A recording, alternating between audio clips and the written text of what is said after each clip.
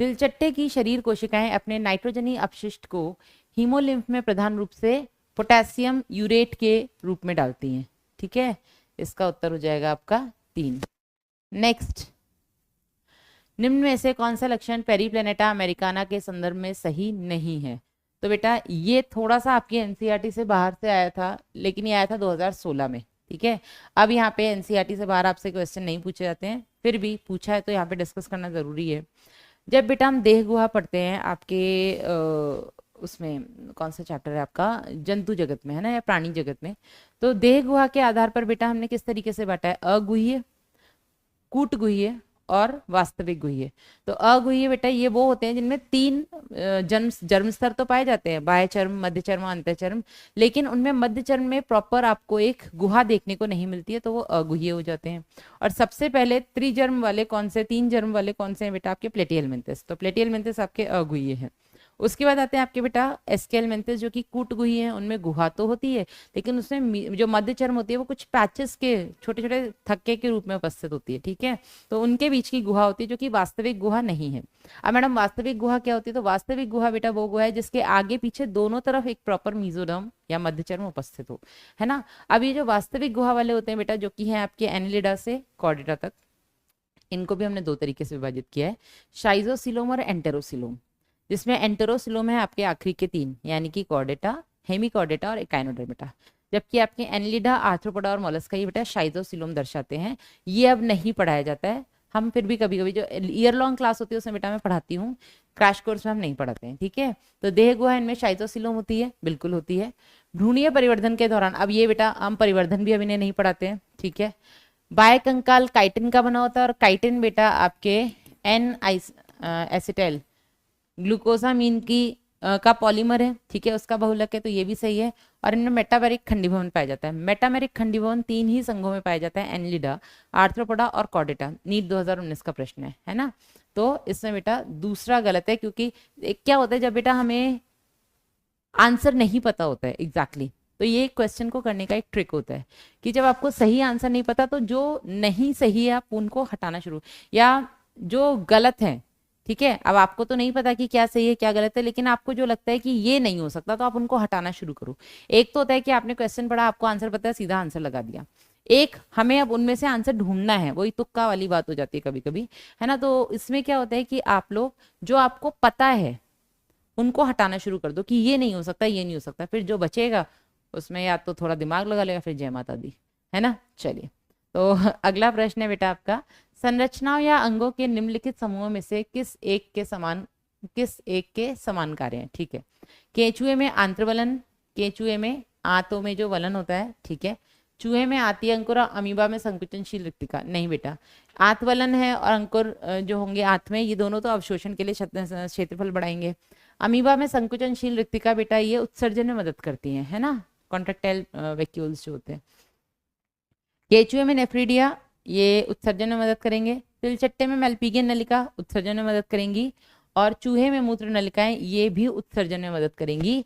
तो इन तीनों का बेटा कार्य जो है वो समान है। ठीक है, तिलचट्टे की श्रृंगिकाएं ये बेटा सेंसरी ऑर्गन्स है, संवेदी अंग है। ठीक है, मेंढक के टिम्पेनम, टिम्पेनम तो बेटा कान है, ठीक है, कान भी एक तरीके का सेंसरी ऑर्गन बोल सकते हैं। केंचुए का अवस्कर, तो बेटा अवस्कर आपके संवेदना से या संवेदनशील अंग नहीं है। ठीक है, चूहे के कृंतक दांत हो गए।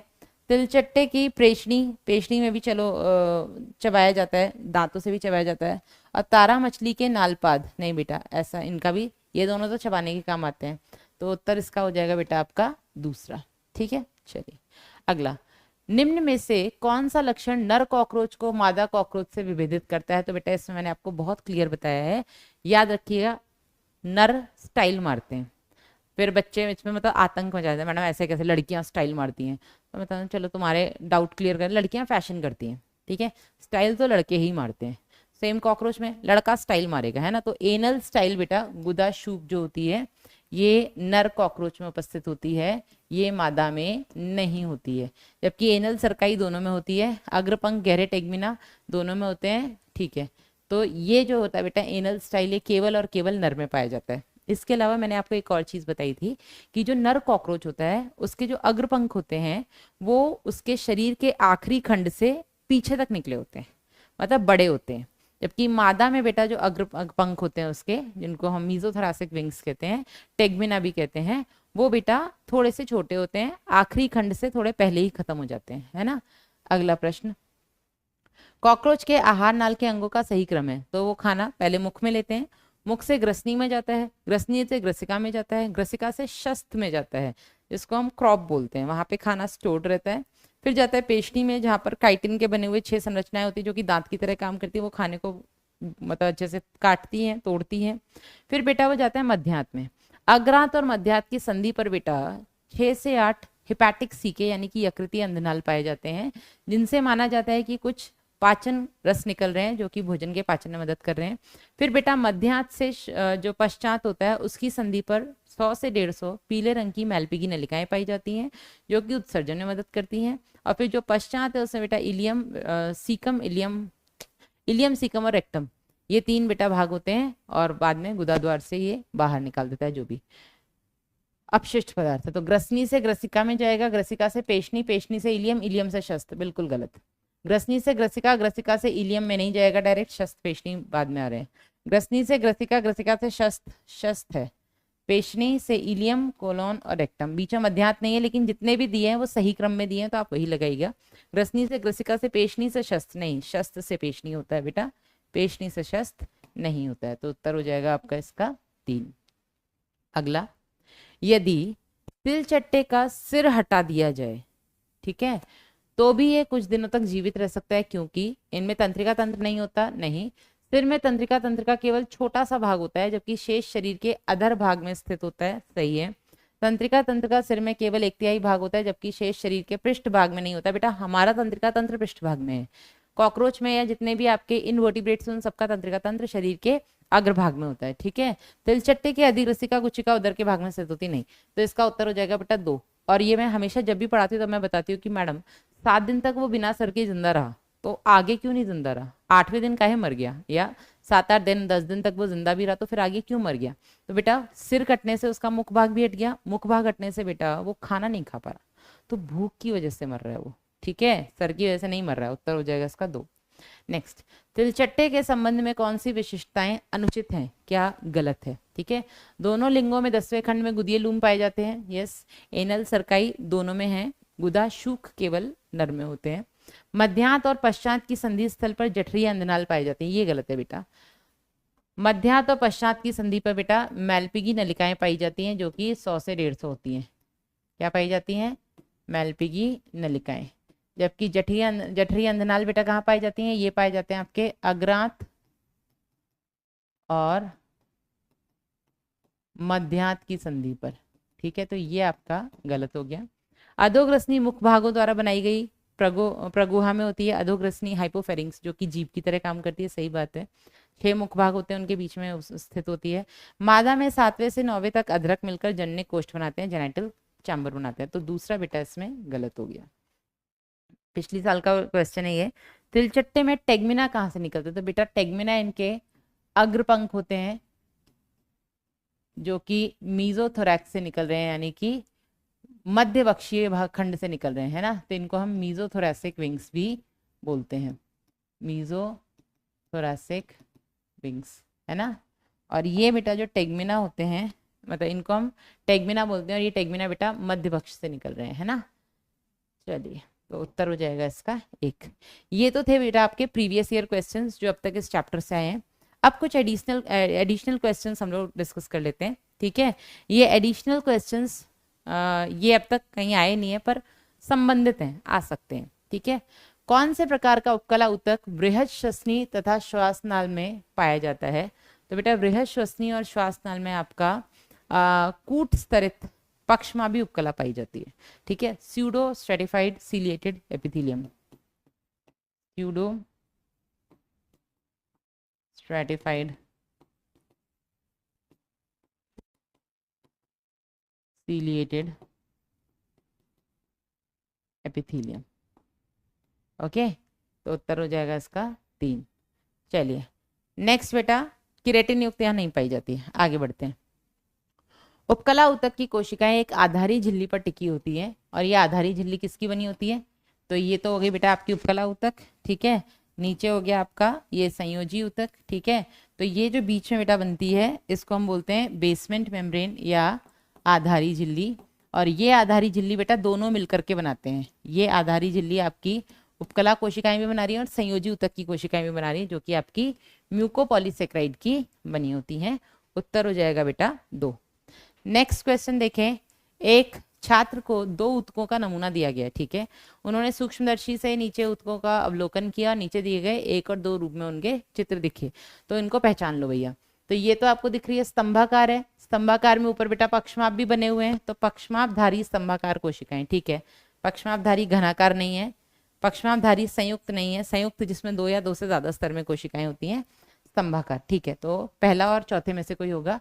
और ये क्या है बेटा, ये आपकी बहुकोशिकीय ग्रंथिल उपकला है, तो इसका उत्तर हो जाएगा बेटा आपका 4। अगला प्रश्न देखते हैं। वसा को संग्रहित करने के लिए किस ऊतक की कोशिकाओं को संशोधित किया जाता है? तो बेटा वसा को संग्रहित करने के लिए आपकी वसा कोशिकाएं हैं, ठीक है। तो आपका जो वसा ऊतक है बेटा, वसा ऊतक एक प्रकार का ढीला संयोजी ऊतक है। क्या है बेटा? एक प्रकार का ढीला संयोजी ऊतक है, ठीक है। तो इसका उत्तर हो जाएगा बेटा आपका 1। नेक्स्ट इज घनाकार उपकला कोशिकाओं में सूक्ष्मांकुर होते हैं, ठीक है, जो डैश के अवशोषक सतह से क्षेत्र को बढ़ाता है, ठीक है। तो घनाकार उपकला कोशिकाओं में सूक्ष्मांकुर वही बेटा माइक्रोविलाइज, ठीक है, जो कि कहां पर बेटा क्षेत्रफल बढ़ा रहा है, घनाकार की बात हो रही है ना। तो घनाकार बेटा पाई जाती है आपकी समीपस्थ स्तंभित नलिका में, ये आ भी चुका है, ठीक है। छोटी आंत की बेटा अगर हम बात करें तो यहाँ पे स्तंभाकार पाई जाती है। कौन सी पाई जाती है? स्तंभाकार। यहाँ पे घनाकार नहीं पाई जाती है, यहाँ पे घनाकार पूछा गया है, तो उत्तर हो जाएगा आपका 3, ठीक है। चलिए नेक्स्ट इज पेवमेंट उपकला का दूसरा नाम है। तो बेटा पेवमेंट उपकला आपकी सरल छल की उपकला जिसमें इरेगुलर बाउंड्रीज होती हैं, अनियमित इसके किनारे होते हैं, ठीक है। टाइल की तरह दिखाई देती हैं, इसलिए हम इनको पेवमेंट उपकला बोलते हैं, क्योंकि बेटा इसकी जो किनारी होती है इरेगुलर, ये लहर जैसी दिखाई देती है, तो इसको हम टेसेलेटेड उपकला भी कहते हैं। तो ये आपकी सरल छल की उपकला का दूसरा नाम है, उत्तर हो जाएगा आपका 3, ठीक है। नेक्स्ट इज नीचे दिए गए ऊतक के प्रकार के बारे में कुछ कथन दिए गए। तो बेटा ये आपका मल्टीलेयर्ड है ना, मतलब ये आपका संयुक्त उपकला है। ये किसके बारे में बात हो रही है? चित्र देखा जाए तो बेटा ये आपकी संयुक्त उपकला के बारे में बात हो रही है, जिसमें कोशिकाएं 2 या 2 से ज्यादा परत में उपस्थित हैं। तो यह ऊतक स्रावन तथा अवशोषण में सीमित भूमिका निभाते हैं, सही बात है। इनका मेन काम बेटा प्रोटेक्शन देना होता है, मल्टीलेयर्ड का स्किन में प्रेजेंट है, ठीक है। तो स्रावन और अवशोषण में इनकी कुछ खास इनका रोल है नहीं। यह मुख्य रूप से विसरण सीमा के निर्माण में शामिल है, विसरण में बेटा इनका कोई रोल नहीं है, ठीक है। रक्त वाहिकाओं के आस्तर में उपस्थित, तो रक्त वाहिकाओं के आस्तर में बेटा आपकी सरल छल की या सरल जो उपकला है वो उपस्थित होती है, संयुक्त नहीं होती है। केवल सबसे निचली कोशिका परत आधार झिल्ली के संपर्क में होती है, सही बात है। ये वाली बेटा बेसन मेम्ब्रेन के संपर्क में होगी, बाकी की कोशिकाएं बेसन मेम्ब्रेन से दूर हैं, तो ये 2 सही है। तो कितने कथन गलत हैं? तो बेटा ये 2 गलत है, दूसरा और तीसरा, तो 2। उत्तर हो जाएगा आपका 2। नेक्स्ट इज वयस्क मनुष्यों में अस्थियां हीमोपोएटिक अंग हैं, ठीक है।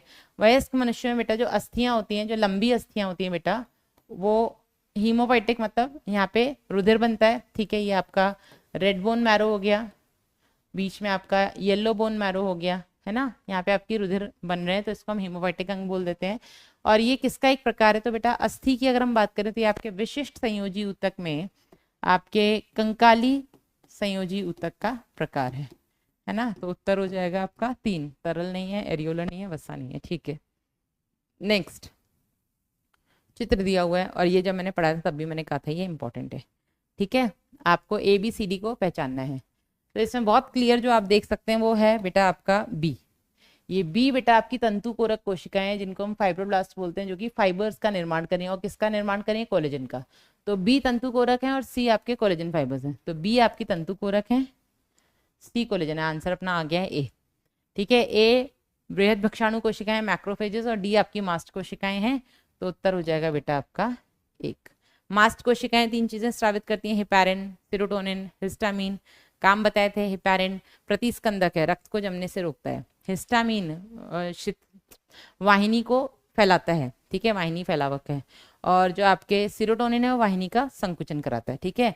बृहद भक्षाणु है तो बेटा ये आपके मोनोसाइट से मिलके बनती है, जो कि एक तरीके की WBC है, और ये भक्षण करने का काम करती है। तो उत्तर हो गया 1। चलिए नेक्स्ट सही कथन। मैं साथ साथ कुछ एक्स्ट्रा भी बताती जा रही हूँ ताकि कुछ उससे एडिशनल क्वेश्चन भी आए तो वो भी आप लोगों से बन जाए, ठीक है।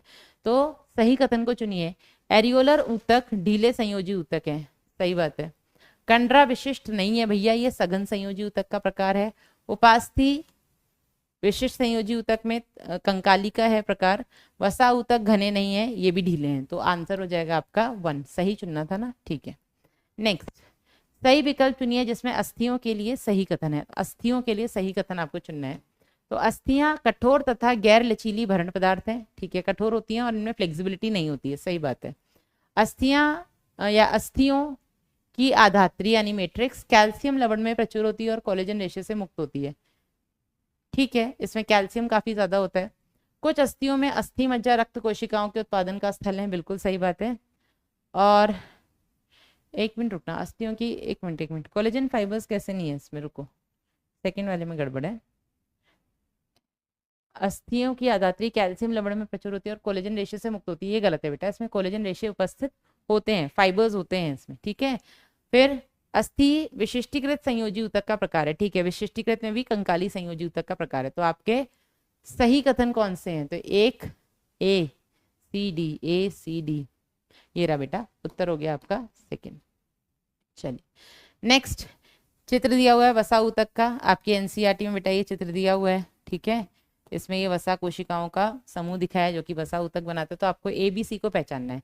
तो ए तो बेटा ये बीच में जहाँ पे वसा भरा हुआ है, तो ए वसा संचय क्षेत्र हो गया, ठीक है, ठीक है। बी बेटा आपका केंद्रक हो गया, केंद्रक, अच्छा इसमें नहीं है ना, अच्छा इसमें मांस कोशिकाएं, केंद्रक, ठीक है। और सी प्लाज्मा झिल्ली हो गई, तो उत्तर हो गया आपका इसका 4। नेक्स्ट, निम्न में से कौन सा कथन संयोजी ऊतक के संदर्भ में सही नहीं है, संयोजी ऊतक के संदर्भ में सही नहीं है। हमेशा बेटा क्वेश्चन में क्या पूछ रहा है, अंडरलाइन कर लो, क्योंकि अक्सर नाम सही है, सही नहीं है, गलत नहीं है, गलत है, यहाँ पे हम गड़बड़ कर देते हैं। मैं बाद में अरे मैडम सिली मिस्टेक, हमने क्वेश्चन ही गलत पढ़ा, तो उसको आप अंडरलाइन कर देंगे ना, तो आप गलती करने के चांसेस थोड़े कम हो जाते हैं। नेक्स्ट, संयोजी ऊतक के संदर्भ में सही नहीं है। ये जटिल प्राणियों के शरीर में सबसे प्रचुर मात्रा में तथा व्यापक रूप से वितरित होते हैं, ठीक है, मोस्ट वाइड स्प्रेड, और सबसे ज्यादा अबंडेंट होते हैं, सबसे ज्यादा इनकी मात्रा होती है, ठीक है। यह अन्य ऊतकों को जोड़ना तथा समर्थन करते हैं, ठीक है। नाम ही इनका संयोजी है, तो इनका काम संयोजन होता है, जोड़ना, ठीक है। इनमें विभिन्न ऊतक जैसे कि अस्थियां, उपास्थि, विशिष्ट संयोजी ऊतक में कंकाली, कंडरा, वसा, ये आपके प्रॉपर कनेक्टिव टिश्यू प्रॉपर में आ गए, ये सघन, ये ढीले, और अन्य ढीले संयोजी ऊतक शामिल है, बिल्कुल सही है। ये कई अंगों के ऊतकों की आंतरिक तथा बाहरी परत बनाते हैं, नहीं, आंतरिक और बाहरी परत तो ये नहीं बनाते हैं। आंतरिक और बाहरी परत बेटा कौन बनाता है, आपके उपकला ऊतक बनाते हैं, संयोजी ऊतक नहीं बनाते हैं। रक्त एक तरल संयोजी ऊतक का उदाहरण है, बिल्कुल सही है। तो आपको क्या देखना था, कौन सा सही संदर्भ में सही नहीं है, तो केवल 4 बेटा सही नहीं है, बाकी तो सही है, ठीक है, केवल 5। आंसर हो जाएगा आपका 1। नेक्स्ट, उस विकल्प का चयन करें जो चित्र में दर्शाए ऊतक को सही तरीके से, तो बेटा ये आपकी हृदय पेशी है, कौन सी है आपकी हृदय पेशी है, हृदय में पाई जाती है, बेलनाकार है, शाखित है, रेखित है, तो और अनैच्छिक है। दिल मेरी ना सुने, दिल की मैं ना सुनूं, है ना, यही ना सुनता हमारी। तो ये ऐच्छिक तो बिल्कुल नहीं है, ये गलत हो गया, ये भी गलत हो गया। अनैच्छिक पेशी है, शाखित है, और अंतर्विष्ट डिस्क बेटा इसमें पाए जाते हैं, ये यहाँ पे गैप जंक्शंस पाए जाते हैं, ठीक है, अंतराली संधि। अनैच्छिक जो तंतरकु रूपी बिल्कुल नहीं है, तो इसका उत्तर हो जाएगा बेटा आपका 3। नेक्स्ट इज, चिकनी पेशियां होती हैं, तो बेटा ये हो गई आपकी स्मूथ मसल, इनको अंतरंग पेशी भी कहते हैं।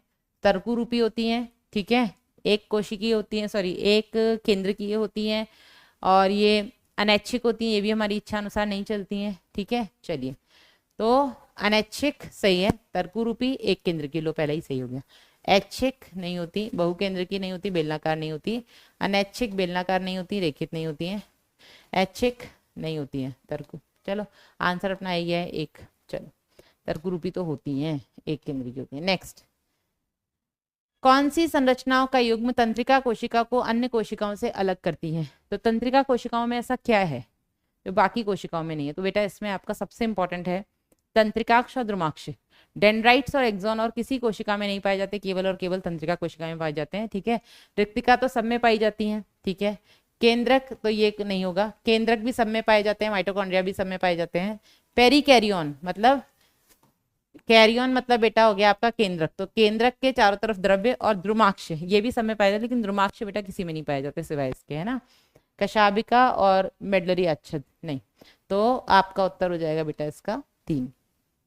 नेक्स्ट, निसिल कणिकाएं उपस्थित होती हैं, तो बेटा निसिल कणिकाएं पाई जाती हैं मुख्य रूप से क्या, ये केवल पाई जाती हैं बेटा आपके द्रुमाक्ष में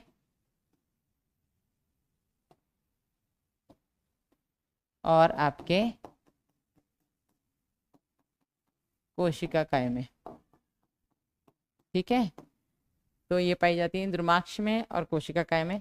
तंत्रिकाक्ष में नहीं पाई जाती हैं, ग्लियल कोशिकाओं, ग्लियल आपकी जो सहायक कोशिकाएं होती है, जिसमें एस्ट्रोसाइट्स आ गए, माइक्रोग्लियल कोशिकाएं आ गई, एपेंडाइमल कोशिकाएं आ गई, है ना, तो उनमें बेटा ये सब नहीं पाया जाता। तो इसका उत्तर हो जाएगा ए और सी, केवल ए और सी, 3। ठीक है, नेक्स्ट इज माइलिन आच्छद उत्पन्न होते हैं। तो बेटा माइलिन आच्छद दो बनाते हैं, एक आपकी श्वान सेल्स, एक आपकी ओलिगोडेंड्रोसाइट्स। श्वान सेल्स बनाती हैं बेटा परिधीय तंत्रिका तंत्र में, पेरिफेरल नर्वस सिस्टम में, जबकि आपके जो ओलिगोडेंड्रोसाइट्स हैं ये बनाते हैं बेटा आपके केंद्रीय तंत्रिका तंत्र यानी कि सेंट्रल नर्वस सिस्टम में। तो श्वान कोशिकाएं और ओलिगोडेंड्रोसाइट्स ये बनाती हैं आपके परिधीय तंत्रिका तंत्र में, और ये बनाती हैं आपके सेंट्रल नर्वस सिस्टम यानी कि केंद्रीय तंत्रिका तंत्र में। एस्ट्रोसाइट सहायक कोशिकाएं मतलब ब्लड ब्रेन बैरियर बनाती हैं, और ये उसकी रिपेयरिंग में हेल्प करती हैं श्वान। ठीक है, ओलिगो आंसर तो आई है ना 1, चलो फिर भी पढ़ लिया करो बाकी के तुम लोग तो। निसिल काय मुख्य रूप से किसका बना होता है? तो निसिल काय बेटा आपके राइबोसोम्स के बने होते हैं। ठीक है, प्रोटीन बनाते हैं ना, तो राइबोसोम बेटा आपके एंडोप्लाज्मिक रेटिकुलम पे भी पाए जाते हैं। तो जिस एंडोप्लाज्मिक रेटिकुलम पे राइबोसोम पाए जाएंगे उसको हम आरईआर बोलते हैं ना, रफ एंडोप्लाज्मिक रेटिकुलम। तो प्रोटीन और लिपिड के नहीं बने होते, डीएनए आरएनए मुक्त राइबोसोम और आरईआर के बने होते हैं। ठीक है, तो आपका उत्तर हो जाएगा 3। नेक्स्ट, किसके संधि स्थल पर मैल्पिगी नलिकाएं उपस्थित होती हैं? ये हमने पीछे भी डिस्कस किया है बेटा। मैल्पिगी नलिकाएं मुख्य रूप से आपके मध्य और पश्चात पे पाई जाती हैं, 100 से 150 होती हैं, पीले रंग की होती हैं। यकृति अंधनाल अग्रांत और मध्यांत के संधि पर पाई जाती हैं, 6 से 8 होती हैं संधि में, बहुत इंपॉर्टेंट है, याद रखना। नेक्स्ट, दिए गए चित्र में कौन सा एक विकल्प सही है? आओ भैया पहचानते हैं इसे भी। ये आपके मैक्सिलरी पैल्प्स हो गए। ठीक है, जो कि एक संवेदी अंग है ना, मैक्सिला, उसमें ये नीचे की तरफ से पैल्प्स निकले होते हैं जो कि संवेदी अंग होते हैं, चीजों को फील करते हैं। ये आपकी हाइपोफेरिंक्स है जो कि जीभ की तरह काम करता है। तो मैक्सिलरी पैल्प है सी, तो सी है, अधोग्रसनी नहीं है, मैक्सिला है। ठीक है, मैंडिबल नहीं है। बी बेटा आपकी हाइपोफेरिंक्स है जो कि 6 मुखांगों के बीच में पाई जाती है और आपकी जीभ की तरह काम करती है, अधोग्रसनी इसको हम बोलते हैं ना। तो बी हो गई अधोग्रसनी। लो उत्तर आ गया आपका सी। ए हो गया लेब्रम अपर लिप, और डी हो गया मैंडिबल। ठीक है, उत्तर हो जाएगा आपका 3। नेक्स्ट, निम्न में से कौन सा कथन गलत है? गलत क्या है बेटा? ठीक है, मादा तिलचट्टे के अंडाशय में 16 अंडप यानी ओवेरियल्स होते हैं। तो बेटा याद करो, मादा कुछ इस तरीके से इनकी ओवरीज होती हैं, है ना। ये पहली वाली तो बहुत ही, ये खरगोश के कान जैसी बेटा इनकी ओवरीज होती हैं, है ना। और ये कुछ इस तरीके से आके, तो इसमें इस तरीके से बेटा ओवेरियल्स पाए जाते हैं। एक ओवरी में लगभग 8 ओवेरियल्स पाए जाते हैं, तो लगभग 16 ओवेरियल्स इनमें हो गए दोनों में मिला के। ठीक है, तिलचट्टे कम सुग्राहिता और अधिक विभेदन, मतलब लेस सेंसिटिविटी मोर रेजोल्यूशन। गलत है बेटा, अधिक सुग्राहिता और कम विभेदन बेटा इसको बोलते हैं मोज़ेक दृष्टि। तो ये तो आपका गलत हो गया। ठीक है, गलत ही चुनना था। नर तिलचट्टे के 6 से 7 उदरखंड में एक विशिष्ट छत्रक ग्रंथि पाई जाती है, मशरूम ग्रंथि जिसको हम बोलते हैं। सही है। मादा तिलचट्टे के 6th खंड में एक जोड़ी शुक्राणुधानी होती। ठीक है, तो इसका बेटा गलत हो गया आपका 2nd। ठीक है, चलिए नेक्स्ट, तिलचट्टे का श्वसन तंत्र किसका बना होता है? तो बेटा इसमें मैंने आपको बताया था, इसमें श्वसनिकाएं होती हैं, 10 जोड़ी बेटा स्पाइरिकल्स होते हैं। ठीक है, जिससे कि एयर अंदर बाहर होती है ना। और यहाँ पे छोटे छोटे ये स्फिंक्टर्स पाए जाते हैं जो कि एयर को अंदर बाहर होने में हेल्प करते हैं। इन्हीं के बेटा अंदर ये इस तरीके की शाखाएं निकली होती हैं। ठीक है, जिससे कि वायु एक एक ऊतक तक पहुंचती है। तो ये एक जोड़ी फेफड़े नहीं होते इनमें, श्वसनिकाएं एक जोड़ी नहीं होती हैं, श्वास नली का जाल होता है इसमें, कूपिकाएं नहीं होती। तो इसका उत्तर हो गया बेटा 3। ठीक है, नेक्स्ट, तिलचट्टे होते हैं एक लिंगी तथा लैंगिक द्विरूपता। एक लिंगी तो होते हैं, लैंगिक द्विरूपता भी शो करते हैं, सेक्सुअल डायमॉर्फिज्म। आप देख के बता सकते हो कौन सा मेल है कौन सा फीमेल है ना। तो द्विलिंगी नहीं होते हैं बेटा, ये तो आपके केचुए होते हैं। एक लिंगी और लैंगिक द्विरूपता युक्त, आप देख के बता सकते हो कौन सा मेल है कौन सा फीमेल। 2 मैंने लक्षण बताए। पहला जो एनल स्टाइल्स हैं वो केवल मेल में होते हैं, फीमेल में नहीं होते। दूसरा मैंने आपको बताया था कि वो पंख वाला है ना, अग्रपंख मेल्स में बड़े होते हैं, उसके उदर के आखिरी खंड के भी पीछे तक निकल रहे हैं, है ना। तो उत्तर हो जाएगा इसका 4। आप देख के बता सकते हो कौन सा मेल है कौन सा फीमेल। नेक्स्ट, तिलचट्टे के रक्त में कोई श्वसन वर्णक नहीं होता। ठीक है, नहीं होता है। हीमोलिम्फ होता है ना इनका, मतलब कभी मारा होगा कॉकरोच, लाल खून तो नहीं निकलता है ना। तो इसका अर्थ क्या है? इसका अर्थ ये है कि श्वसन अवायवीय होता है। नहीं, अवायवीय श्वसन नहीं होता है, वायवीय होता है।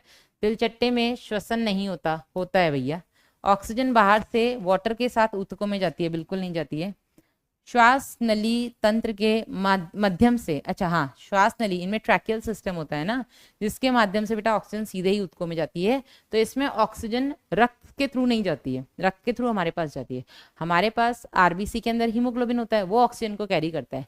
इनके पास हीमोग्लोबिन नहीं है ना, तो इनमें ऑक्सीजन कैसे जाता है, श्वास नली से सीधा ऊतकों तक पहुंच जाता है। तो उत्तर हो गया इसका 4। नेक्स्ट, तिलचट्टे के मादा जनन तंत्र में अंडाशय दूसरे से लेकर के, ये बताए थे ना ये रैबिट जैसे जो बनाए थे, ये दूसरे से लेकर 3, 4, 5, 6 इन खंडों में उपस्थित होते हैं, जबकि मादा में बेटा जो वृषण होते हैं वो 4 से 6 खंड में होते हैं। उत्तर हो गया इसका 1। एक और प्रश्न है शायद से, हाँ एक है, ठीक है।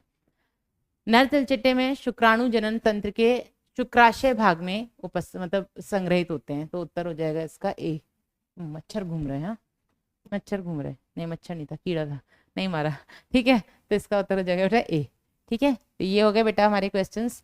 इस चैप्टर से ज्यादा क्वेश्चन नहीं आते हैं, सिर्फ आपका एक क्वेश्चन कॉकरोच से, एक क्वेश्चन ऊतक से, ऊतक में भी संयोजी और उससे ज्यादा आता है उपकला से। सिर्फ एनसीईआरटी पढ़ना। पेशी में 3 पेशियां हैं, तीनों के एक बार चित्र अपनी आंखों में बसा लेना, जो चित्र में दिख रहा है वही होता है, बाकी आप जानते हो कौन सी अच्छी है कौन सी अनच्छी है, किसको आप अपने हिसाब से चला सकते हो, किसको आप अपने हिसाब से नहीं चला सकते हैं, ठीक है। तो ये हो गया बेटा आपका प्राणियों में संरचनात्मक संगठन। नेक्स्ट हम लेकर के आएंगे प्राणी जगत, एनिमल किंगडम। तब तक अपना ध्यान रखिएगा।